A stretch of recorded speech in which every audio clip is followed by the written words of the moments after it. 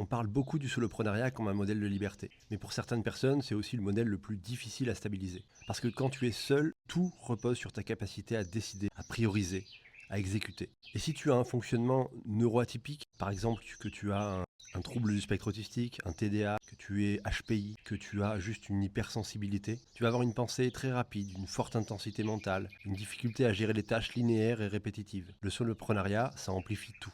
Les forces deviennent des accélérateurs, la créativité, la vision, l'hyperfocus.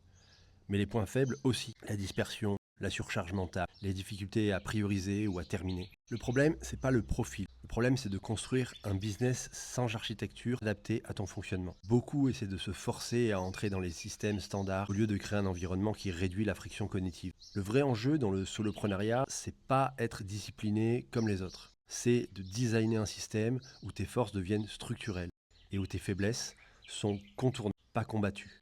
Quand ton business est aligné avec ton fonctionnement mental, tu n'as pas besoin de te battre contre toi-même tous les jours. Tu avances plus vite avec moins d'énergie perdue. Si jamais tu te retrouves dans ce système-là, que ça t'intéresserait de te lancer en soloprenariat, n'hésite pas à checker dans ma bio, j'ai un lien qui rend directement vers ma communauté gratuite qui s'appelle Ecom Solopreneur, dans laquelle je parle de e-commerce, de business en ligne, en solo. C'est particulièrement adapté si tu es neuroatypique ou que tu as une énergie qui est fluctuante. Encore une fois, le lien est dans ma bio, c'est gratuit. J'espère te retrouver de l'autre côté. Ciao, à tout de suite.